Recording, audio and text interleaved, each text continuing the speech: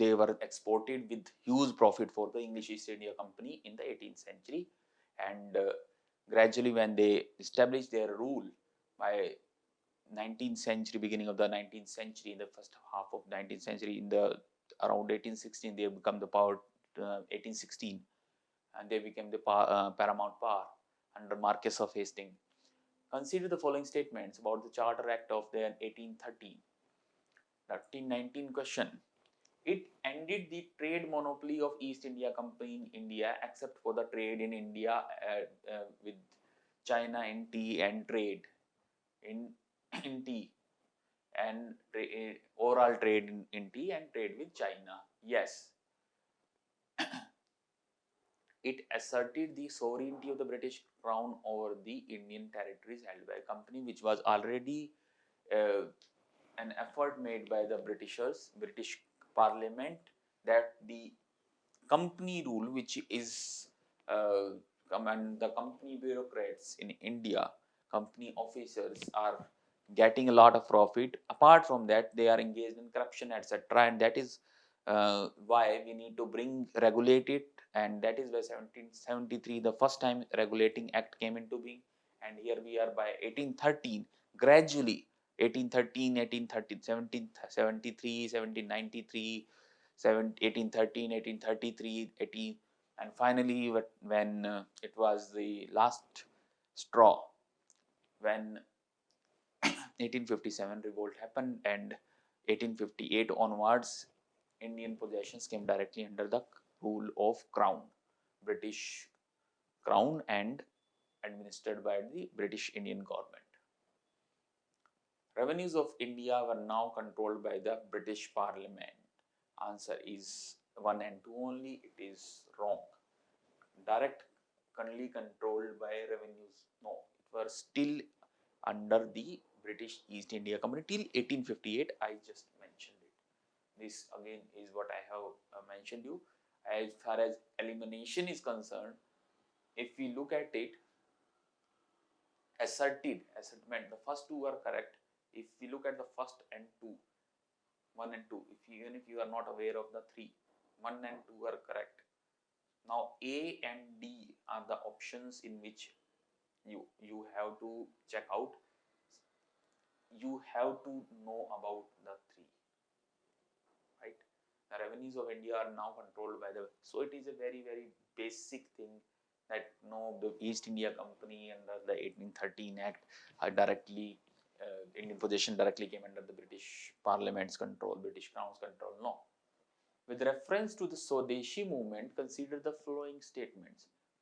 It contributed to the revival of indigenous artisan crafts and industry. I mentioned about the Swadeshi, whether it succeeded or it contributed. It contributed. Word written is contributed to the revival of the indigenous artisan crafts revival. Yes, it contributed. It did happen. There was a feeling of, and a number of Swadeshi mills, moderns as well as the demand. So Indians did, Indians, not just Bengalis, Indians from the all the regions were positively affected by this event, and negatively affected by, they were saddened by it, and they were angered by this move by Lord Curzon, and they were positively affected by the Swadeshi movement launched by the Congress. Although it was not expanded as was proposed by the extremists, but there was, particularly in Bengal, it had the most impact because it was the local issue, it was the Bengal's partition, and it did contributed to the revival of the indigenous local artisan crafts and industries, revival of the same, which was totally destroyed, nearly in bad situation. They were just hand and mouth economy. It became a hand to mouth economy. The National Council of Education was established as a part of Swadeshi movement. Yes, in fact, not just national education. Efforts were made to counter and to just reverse the Britishers' policies in various other spheres. In terms of, there was Swadeshi Steam Navigation Company, Swadeshi, so a nationalist education system, nationalist trading system, nationalist navigation systems, shipping. So in various industries, nationalist industries were initiatives were taken. Everything else I already mentioned, that the other tools like boycott of the foreign goods, and I mentioned about that not just in this in education but in other fields like Swadeshi textile mills, soap, match factories, tanneries, leather industries, Swadeshi bank, financial institution, insurance company, etc.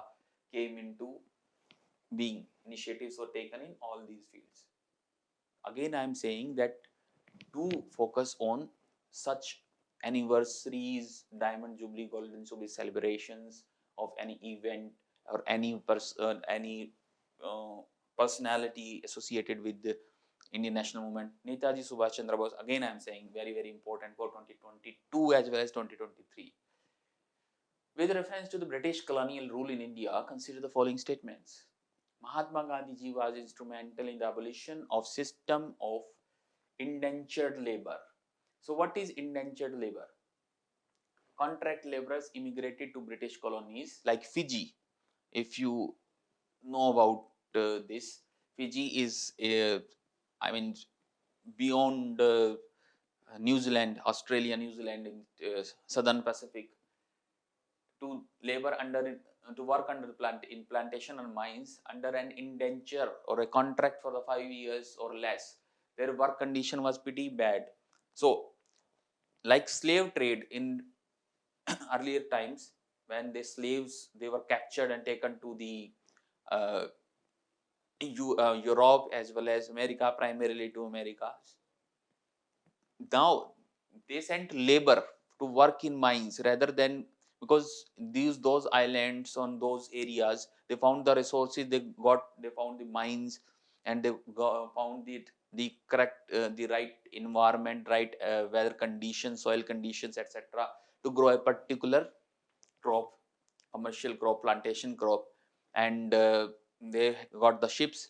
They found that okay, it is on a better ship route, it is near to the market from to which they can send that crop or that whatever metal or non-metal raw material they have mined. So they sent labor from India. It was available in huge numbers. Because of the destruction of agriculture, there was uh, thanks to the British policies, and they were sent there abroad, and the conditions of these labor was also really bad. And Gandhiji was instrumental in the abolition of the system of indentured labor. Gandhiji protested against that. In Chelmsford's War Conference, Mahatma Gandhiji didn't support the resolution on recruiting Indians for the World War. Gandhiji always supported Britishers in their World War efforts. He never criticized the Britishers. He said that justice is on their side. So Gandhiji did not support in recruiting Indians for World War for protecting the British efforts, British Empire. So in this sense, Gandhiji was against, and this is even later times. Gandhiji's and Netaji's difference, that Netaji wanted to take the opportunity and take benefit of it, and Gandhiji considered that no, don't take benefit, that actually the war is bad, we have to protect the, I mean, uh, don't, we are neutral, give us, don't take benefit. It is moral position of Gandhiji as well, and also don't take benefit of the British problem.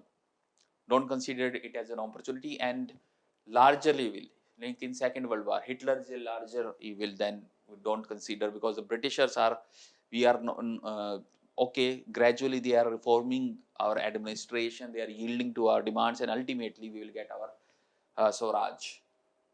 Consequent upon the breaking of the salt law by the Indian people, we are talking about the Lord Chelmsford's times.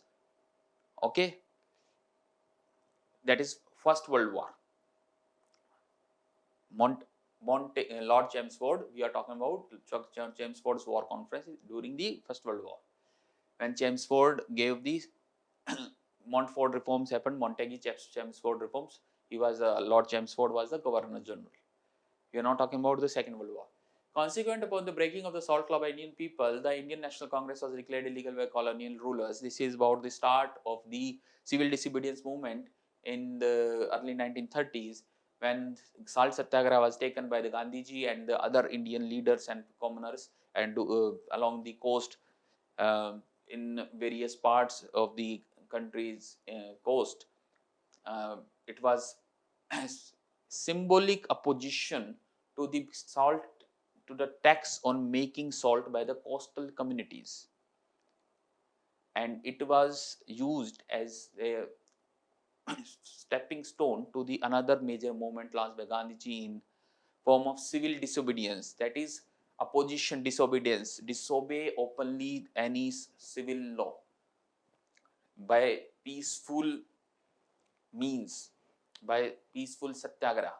It was a step higher than non-cooperation. Non-cooperation movement was don't cooperate with the British in their efforts in administration in other parts, but don't break any law, any unjustified civil law. Now, okay, it is a higher stage. CDM, civil disobedience movement, is a stage higher to the non-cooperation movement. It is a tactic for the next step in the tactics of the Gandhiji's political position. And so 3 is correct, 1 is correct, 2 is wrong. The answer should be 1 and 3 only. The answer is B. Now let's look at it. The system came into being, the indentured labor, after the slavery was abolished by the British Empire in 1830s, 1834 to be exact. Then the contract or indentured laborers were in poor condition. This is written in plantation and mines in the distant lands like Fiji I mentioned. In fact, Fiji's prime minister is of Indian origin. You must have seen the news a number of times. He has visited India. Mauritius, the same. Ended in, if I recall his name, Naveen Chandra Ram Gulam was the prime minister of Fiji. Ended in March 2017. Struggle by leaders, sorry, 1970. This is 1970, not 2070. March 2017. Okay. Struggle by leaders like Gandhiji, Madan Mohan Malviya, C.F. Andrews in India, and resistance by the workers in the colonies. Ultimately, indentured labor systems, or these contract labor systems, in which the Indian labor were exploited in the plantations in various island colonies. Then, under the Smuts Gandhi settlement of 1940, a £3 tax in respect of the indentured immigrants of the Natal had been abolished, but the general immigration from India continued. This is about the the earlier agreement. The Indians who were in South African, who were working in South African mines, General Smuts was there, and earlier effort, but immigration from India continued, and Natal, the indentured labor, were abolished, but ultimately was abolished in 1970. Millions of the descendants still live in Caribbean, Fiji, Suriname, Mauritius, South Africa. So I mentioned about the Mauritius, Fiji, etc. In war conference in Delhi in April 1918, General Thomas Chelmsford, in relation to the First World War, Gandhiji did support a recruitment for the war effort, and even he offered to encourage it, that is, so that the youth can get recruited. In fact, the First World War helped Indian industries also. Indian industry, because there was a huge demand from the Britishers for the manufactured products with British factories, and British citizens they were fighting the war. British population was not that great. In various capacities, British citizens were actively involved at home as well as on the war front. And that's why the factories were not producing that much. That much which was required. Although the factories were already producing it, they were. That is why they have to rely on the Indian industry and Indian industries, even the Indian owned industry, owned and managed industry, and not those industry in which the British investment was there, although managed by Indians. or British Indian joint initiatives. But even the Indians or totally owned managed industries, they also flourished during the wartime. But immediately after the wartime, there was glut. There was totally demand suddenly fell, and the situation became problematic once again. As where will that labor go? So labor rates, the salary rates, they fell as well because the demand was down and unemployment once again rose. With reference to the British colonial rule in India, okay, this is